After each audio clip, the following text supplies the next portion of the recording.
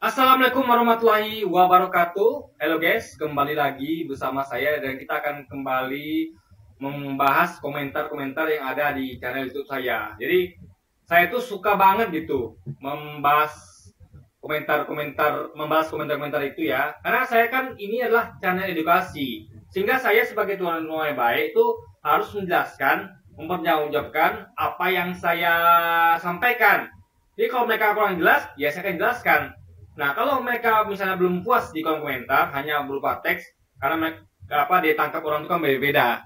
Karena mereka tuh nggak bisa menangkap dengan baik apa yang saya sampaikan. Nah, saya buatkan videonya. Jadi, itulah kita membuat channel edukasi, guys. Jadi, kita tuh berusaha melayani setiap komentar yang masuk di video saya. Walaupun kadang komentarnya tuh kasar, guys ya.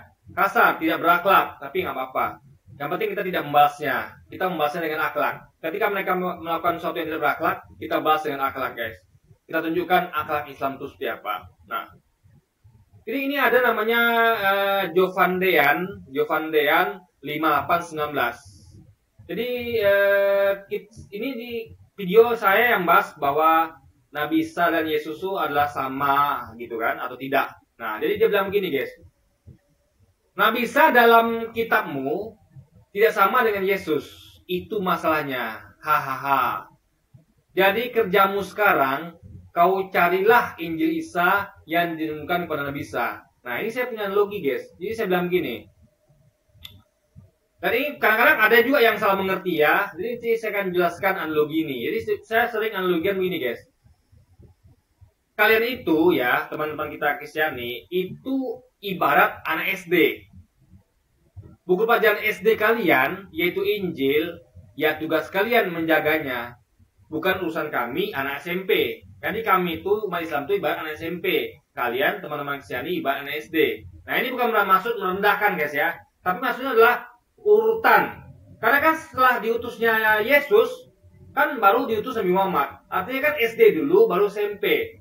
Atau datang dulu Injil, baru kemudian muncul Quran. Artinya adalah SD dulu, baru SMP kan. Itu bukan bermaksud merendahkan, tapi urutan time ya guys gitu, interval waktunya. Jadi nggak ada, jadi ada yang sangka itu dikiranya saya merendahkan. Oh, kalian SMP, kami SD, berarti kami rendah. Enggak, tapi ini urutan. Kalau kalian adalah umatnya Nabi yang yang terdahulu, kami umatnya Nabi yang kemudian. Sama kayak anak SD adalah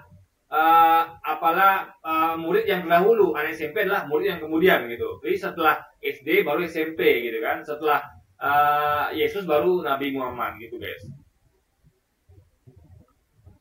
Tugas kami anak SMP menjaga keaslian buku SMP alias Al-Quran. Tugas kami ya, karena di buku SMP kami itu dikasih tahu bahwa kitab sebelumnya itu sudah diubah-ubah oleh manusia. Makanya tugas kami cuma memberitahu bahwa buku SD kalian itu sudah diubah-ubah oleh beberapa senior anak SD kalian yang lain. Gitu kan? Terserah mau percaya atau tidak. Yang penting kami sudah sampaikan. Kami disampaikan penting kan? Karena tugas kami hanya menyampaikan. Sama kayak tugas kami juga menyampaikan. Kalau menyampaikan tentang keislaman silakan, itu tugas kalian. Tugas kami juga begitu, menyampaikan apa yang ada di kitab kami. Nah, ini bentuk dialog, guys, bentuk komunikasi, percakapan kan. Ngapain pula suruh kami mencari buku SD kalian yang asli gitu kan? Kalian saja tidak peduli.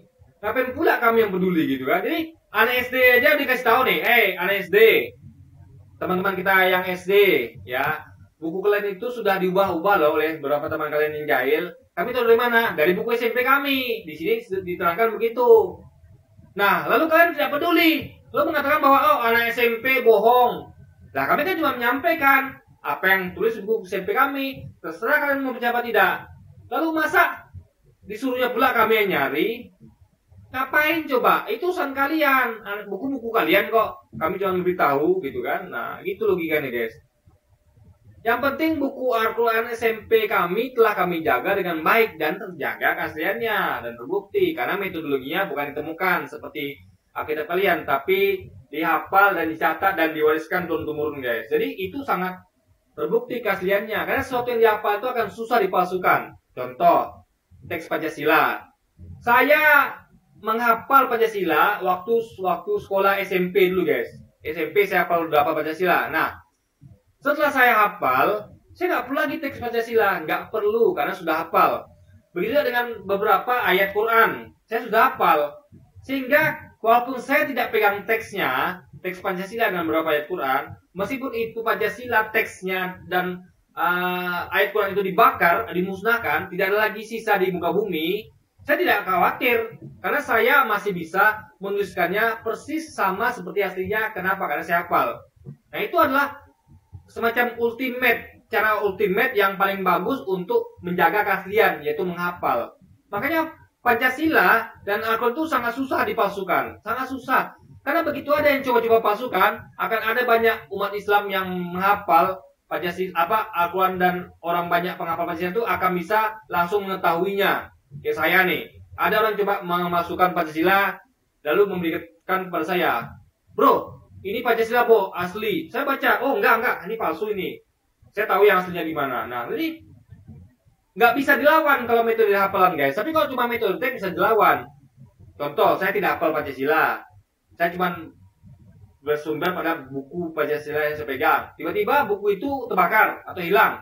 Lalu ada yang menyalurkan teks Pancasila palsu pada saya. Gimana saya ngeceknya? Saya tidak pegang lagi bukunya. Atau bahkan mungkin buku Pancasila yang saya pegang itu diambil diam-diam sama orang lain. Diubah-ubahnya lalu kembali kepada saya. Saya nggak hafal, gimana saya bisa mengkonfirmasi kalau ini adalah asli? Nah, itu repotnya kalau tidak menghafal, guys. Makanya kalau menghafal itu adalah suatu metode yang terbukti dan sangat masuk akal untuk menjaga keaslian suatu teks, gitu kan? Nah, ini dia bilang Nabi Isa yang fiktif, nggak tahu dari mana asal usulnya. Hahaha, kalau Yesus mah jelas asal usulnya. Nah, guys, ini berarti nggak paham ya. Kalau kita paham ya, asal usul itu pertama gini deh. Dia klaimkan Yesus itu Tuhan. Nah, logika kita akan menolak. Masa Tuhan punya asal usul? Karena asal usul itu adalah merujuk kepada makhluk ciptaan. Seperti manusia, hewan, tumbuhan. Saya ada asal usulnya. Diambil dari mana? Dari ayah, ibu saya, kakek nenek saya, buyut saya. Baru bisa ditemukan asal usulnya. Nah, kalau Tuhan, gimana bisa Tuhan punya asal usul? Emangnya Tuhan punya ayah dan ibu? Coba. Makanya ketika dia bilang Yesus punya asal usul, artinya kan sama dengan Tuhan punya asal usul. Itu nggak masuk akal. Itu yang pertama. Tuhan nggak mungkin punya asal usul. Karena Tuhan tidak mungkin diciptakan atau lahir dari ayah dan ibu gitu. Karena orang yang punya asal usul itu adalah punya ayah dan ibu ya. Nah, Nabi Adam pun dan Hawa itu tidak punya asal usul. Karena mereka tidak punya orang tua. Mereka diciptakan dari segumpal tanah. Karena Adam dan Hawa nggak punya orang tua, artinya mereka nggak punya asal usul. Ya, itu bahkan bukan Tuhan loh, nggak punya asal usul. Manusia, hewan, tumbuhan punya asal usul gitu. Nah, jadi fakta ya bahwa Adam saja dan Hawa nggak punya asal usul. Nah, Yesus juga sama, nggak punya asal usul kalau pakai logika. Jadi memang dia kita tuh ada tuh asal usul Yesus dari siapa, keturunan siapa sampai ke atas itu kan. Tapi itu tidak masuk akal. Kenapa? Yesus dilahirkan dari perawan Maria, alias tidak punya ayah. Dia dijadikan secara ajaib, sama dengan ajaibnya Adam dan Hawa diciptakan. Bedanya Adam dan Hawa diciptakan tanpa ayah ibu, Yesus diciptakan secara ajaib tanpa ayah. Kalau ada orang tanpa ayah, cuma ibu saja, itu namanya nggak punya asal usul, alias tidak diketahui asal usulnya. Karena asal usul itu perlu diketahui kalau dia punya ayah dan ibu. Nggak percaya? Coba Anda cari anak yang tidak diketahui siapa orang tuanya, atau minimal ayahnya nggak tahu siapa, cuma tahu ibunya, ya kan? Ibunya kebetulan mungkin sudah meninggal, jadi nggak ada tempat bertanya. Ini sebenarnya ibunya ini pernah berhubungan dengan siapa saja gitu. Lalu tes DNA kan, nggak ada tes DNA. Dari mana Anda tahu anak ini asal-usulnya? Kan tidak diketahui. Seseorang yang tanpa ayah itu nggak punya asal-usul. Karena asal-usul itu diambil dari ayah. Makanya ada dikatakan mungkin ya kayak semacam anak haram. Karena nggak tahu siapa ayahnya kan. Karena wanita ini mungkin berhubungan dengan beberapa orang laki-laki. Nah, jadi bisa diketahui kalau dilakukan tes DNA. Tentu diambil sampel dari ayahnya. Nah, kalau ayahnya nggak tahu, ambil sampel DNA dari mana? Dari ibu saja nggak cukup. Harus ambil sampel dari pria-pria yang pernah berhubungan dengan ibunya gitu. Nah, ini sekali lagi ya, sangat aneh nggak masuk akal kalau dikatakan Yesus punya asal-usul. Pertama dia ada klaim dia sebagai Tuhan. Masa Tuhan punya asal-usul? Sedangkan Nabi Adam aja nggak punya ada asal-usul gitu. Lalu yang kedua tadi saya akan ulang lagi sekali lagi ya. Orang yang dilahirkan tanpa ayah itu nggak punya asal-usul.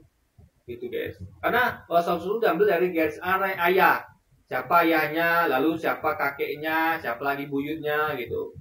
Bukan diambil dari garis ibu. Harus lengkap ada ayah dan ibu guys. Nah, lalu perkara tadi saya tentang analogi SD SMP, apa kata dia? Dia bilang gini, kalau kau bilang kau anak SMP, selagi dia salah paham ya, dia bilang gini, sekolah SD aja kau nggak tamat, buku SD-nya nggak ada, hahaha. Ini guys ya lucu nih orang seperti ini ya. Kan gini ya, ini kan saya ini kan channel edukasi, artinya ngomong itu ya serius lah gitu, minimal bercanda tuh jangan fitnah gitu. Masa dibilang sekolah SD aja kok nggak tamat? Itu dasarnya apa? Mengatakan orang lain SD nggak tamat, emang dia punya bukti gitu, ya kan? Jadi saya ini sedikit menodai ya channel edukasi saya. Kalau Anda tidak setuju pendapat saya, ya ayo kita berdebat, ayo kita diskusi, ayo kita argumentasi gitu. Bukan dengan melontarkan sesuatu yang tidak ada dasarnya. Anda punya bukti nggak saya nggak tamat SD gitu. Jadi tolonglah guys ya, ini channel edukasi ya, bukan channel lucu-lucuan. Nggak boleh Anda melucu boleh, tapi ya yang masuk akal gitu. Masa mengatakan saya tidak tamat sekolah SD gitu kan, ini kan apa ya, ini orang ini memang kayaknya argumentasi itu tidak berdasarkan dengan logika, dengan apa ya, dengan isi kepala, tapi berdasarkan dengan sentimen guys. Ini yang berbahaya. Jadi biasakanlah ya, karena ini channel edukasi, biasakan komentar itu dengan akal, logika, bukan dengan sentimen guys, atau fitnah belaka yang tanpa dasar, tanpa bukti, tanpa sumber. Oke, jadi mungkin sekian dulu aja video kita kali ini guys, dan sampai jumpa lagi di video-video selanjutnya, dan wassalamualaikum warahmatullahi wabarakatuh guys.